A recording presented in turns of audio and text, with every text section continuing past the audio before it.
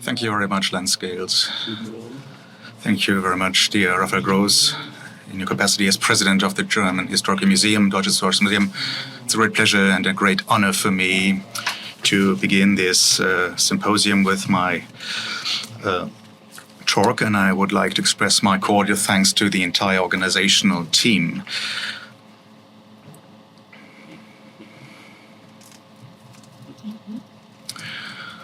Just have a look how this works.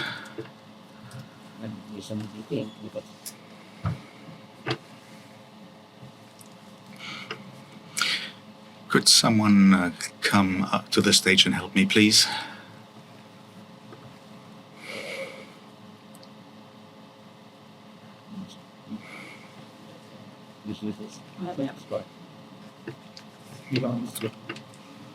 Yes, this is still my title, by the way. Ethnography, that is, the study and description of peoples and their cultures, this is seldom a neutral undertaking. Ethnographic findings, especially those produced before the establishment of scientific standards in the 20th century, they were often instrumentalized in the service of broader goals, whether political, religious, or literary goals. Early examples of this can be found in the rich ethnographic literature of Greco-Roman antiquity, where descriptions of peoples and their cultures, while stemming from a genuine interest in the other, often pursued wider objectives. As François Hartog shows in his brilliant essay of Herodotus, Essai sur la représentation de l'autre, in his brilliant study, he showed that ethnography often functions as a mirror. Its ultimate concern is not with the other, but with the self. It is a means of defining one's place in the world. Additional examples are easy to find, and they include the descriptions of the Germans, whether drawn from antiquity or the present. They reveal much about the often toxic mix of genuine ethnographic curiosity on the one hand and its instrumentalization on the other. Examples can be drawn from antiquity and the present, from Caesar and Tacitus up to Elon Musk. It should be noted from the outset that anyone who speaks indiscriminately of Germans has already entered the realm of oversimplification, because often Germanic tribes are not distinguished from the Germans. This could suggest that there is a continuation between Germans, Germani, and the Germanic tribes.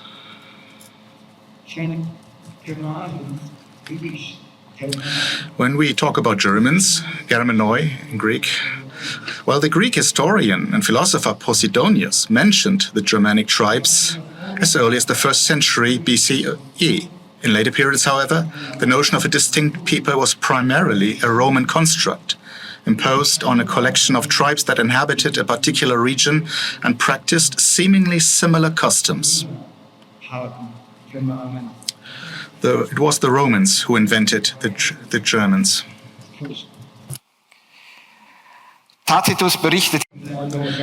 In his monograph, Tacitus, entitled Germania, probably in the year 98 CE, he explained that the notion of Germani was new.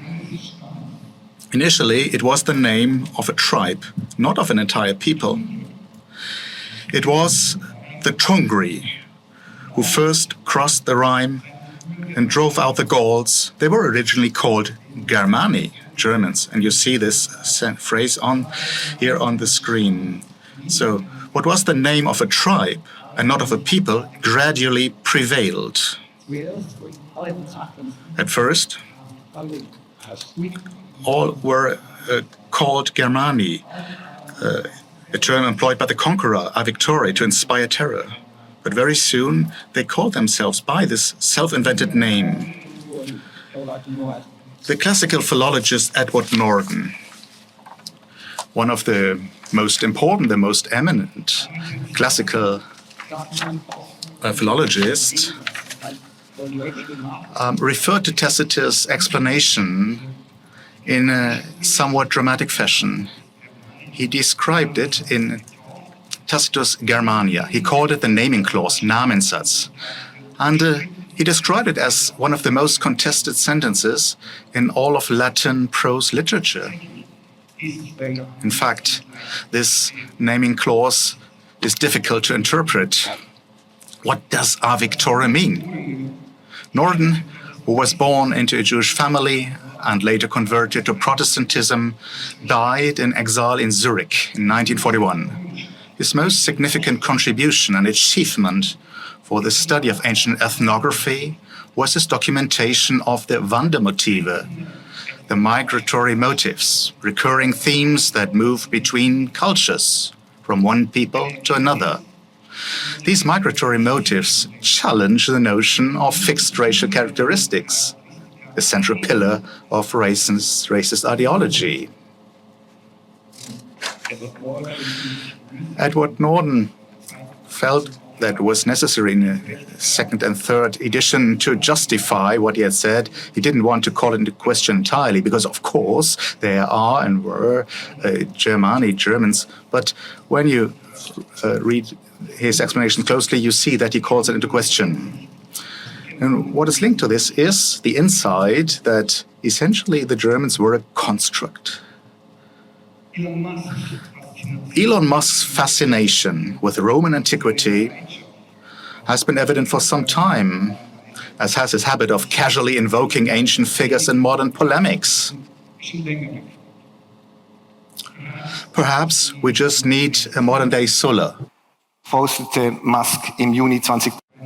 This is what Musk posted on January 25th, 2025 on X. In the first century, before Christ, Sulla had lists with the so-called enemies of Rome, and he cleansed the Senate.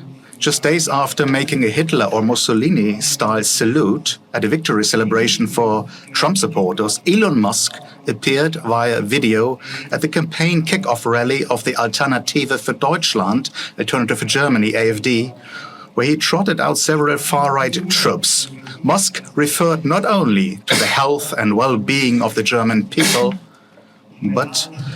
and he did not only talk about the preservation of German culture, preserve your culture, but he also talked about a global elite which had too much control, according to him.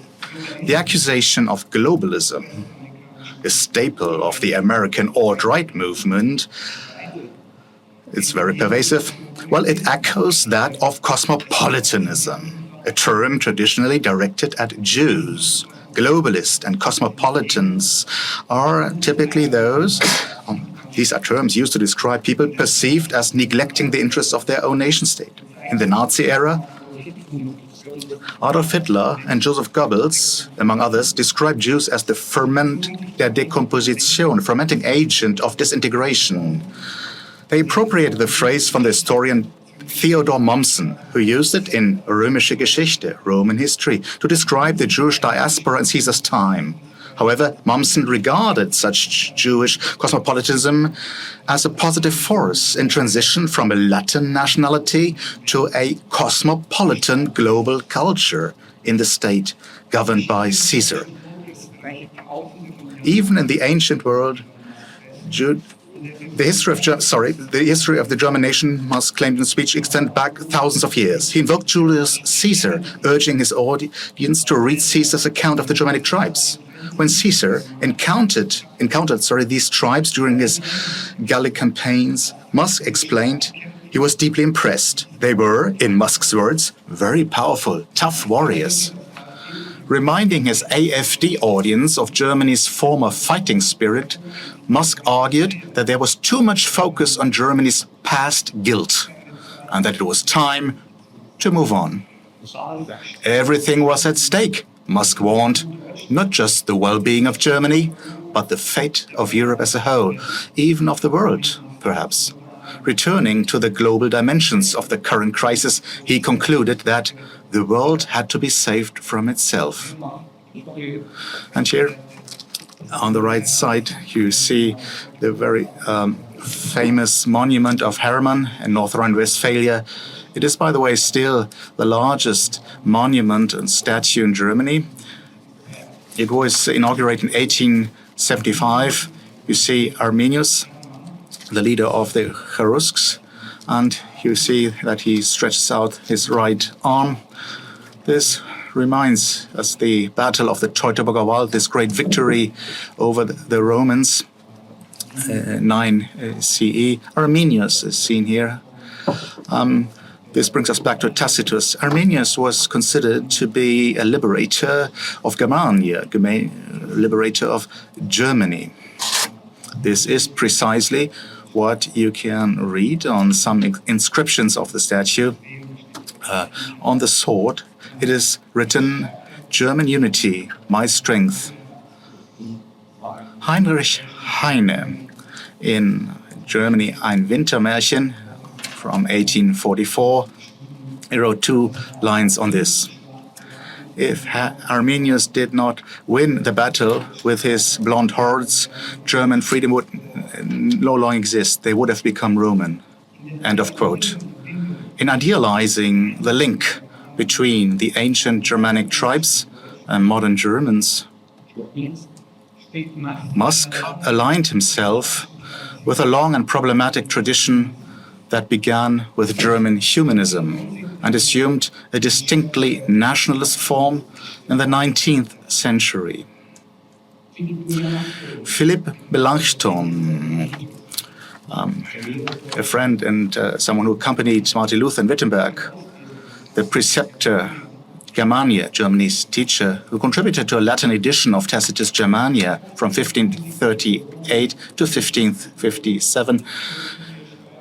He hoped that by reading about ancient Germania, German youth could reconnect with the traditional virtues with respect to other, what he called barbaric nations. So he hoped that Germany would reconnect with traditional virtues such as military strength and moral rectitude. For the Nazis, Tacitus' Germania, this ethnographic monograph, which described the Germanic tribes as a distinct, unmixed people, tantum sui similem gentem, like none but themselves. This became a powerful point of reference. Heinrich Himmler wrote in his diary, "We want to become this again. We want to become Germans as the Germanic ancestors." In his Bellum Gallicum, Julius Caesar mentions those Germanic tribes twice, in Book 4 and Book 6 of Bellum Gallicum. Caesar mentions the powerful, very tough warriors evoked by Musk, emphasizing in particular the Suevi. According to Caesar, the Germanic warriors rode horses without saddles, and even when outnumbered, were bold enough to attack any cavalry. It was to their advantage, the advantage of the Germans, that they did not import wine, because wine made men effeminate. Caesar also observed that their whole lives revolved around hunting and war, and that from childhood they trained to be tough and endure hardship. The longer they abstained from sex, Caesar noted, the larger and more unmuscular they became. The clearest proof of their prowess and bravery was the fact that no other people dared to settle near them after they had destroyed their surrounding lands. Yet, Caesar's portrayal of the Germanic tribes did not focus solely on their martial nature. He also highlighted their hospitality. They defend from wrong those who have come to them for any purpose whatever, and esteem them inviolable, sanctos. To them the houses of all are open, and maintenance is freely supplied. Well, this final line from Caesar's report, his ethnography, was conspicuously absent from the AfD's election rally. The fact is ethnography is always a selective exercise, especially when based on a second-hand account. The purpose of Caesar's ethnographic descriptions has long been debated and is controversial, and one should not rule out a literary motive. As Tacitus later observed in the Annals, such geographical accounts, and I quote, such geographical accounts, he said, arrest and renew the interest of the reader. Edward Norden regarded Caesar's description of the Germanic tribes as a contribution to scholarship. He argued that, I quote, the expansion of geographical horizons was, in Caesar's view, a matter of honor, and that the Romans had no choice but to accept the temporary necessity of having the Germanic tribes as direct neighbors. For his part, or the Helvetian, this is the same trap, for the Helvetian, the Swiss classical historian Gerold Walser, in his 1956 habilitation treatise, saw Caesar's ethnography in Book 6 of Bellum Gallicum as a, I quote, a tendentious literary construct designed to portray the Germanic tribes as more dangerous to Rome than the Gauls. According to Walser, Caesar used the scholarly practice of ethnography to advance his political objectives. Niklas Holzberg has arrived at a similar interpretation, arguing that Caesar's ethnographies, including that of the Britons, were intended to distract from his unsuccessful attempts to conquer other peoples. Whichever view one adopts, Caesar's discourse on the Germanic tribes was certainly not free of intentions beyond the purely ethnographic. One of the most famous sentences from Germania is the following: so long have we been in conquering Germania, tam dio Germania vinctur. Tacitus' ironic remark in his writings. It appears in the second half of the work, which deals with the various Germanic tribes. In chapters 35 to 37, Tacitus focuses on the northern tribes, and in this context he mentions the Cimbri, which had been very well known, like the Teutones, observing that around 210 years had passed since the Romans first became aware of their military might. This observation is followed by the right comment about the ongoing and never completed conquest of Germania. This is a typical Tacitian stylistic device. Two terms collide here that do not logically belong together, producing small absurdities with an ironic or even slightly cynical edge. The Latin verb vincere, that is to conquer, to win, to defeat, this cannot really be used with tam dio, with for so long, can it? Especially in the present tense, because vincere denotes the conclusion of a battle and it does not describe a drawn-out struggle. But it is precisely this drawn-out struggle that Tacitus emphasizes. For more than 2 centuries, the Romans had tried and failed to conquer Germania. Put differently, even during Trajan's second consularship, 98 CE, it was still being claimed that the Romans were in the process of conquering the Germanic tribes. Tacitus' remark is a veiled critique of Domitian's self-confident assertion that he had already done so, as understood by his adoption of the title Germanicus in 83 CE, and the minting of coins with the inscription Germania capta, which means Germania is conquered. And you can see the image of such a coin oriented on the Judea capta. Here, Germania is conquered. You can see a captured German and a trophy. This criticism becomes even sharper at the end of the chapter, where Tacitus writes that in recent times, and I quote, we have celebrated triumphs rather than won conquests over them. Triumphati magis quam victi sunt. So ethnography is being politicized here, as it was the case with Caesar, and as it is the case with Elon Musk. The Germanic tribes remained a persistent thorn in Roman sight for several centuries and were still regarded as such when Tacitus wrote Germania at the end of the 1st century CE.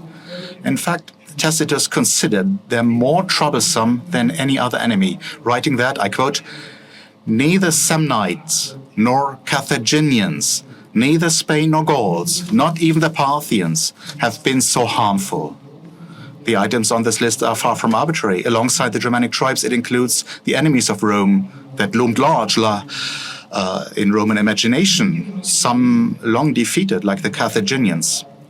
But the Jews are not mentioned in this list. Tacitus writes a lengthy and at times hostile ethnographic account of the Jews in the Histories. Although the war against the Jews had been enormously costly for Rome, they were ultimately seen as posing less of a threat to Rome than the other peoples mentioned in Germania. Tacitus' interest in the Germanic tribes was certainly genuine, but as in Caesar's writings, Rome itself remained an ever-present point of reference in his Germania.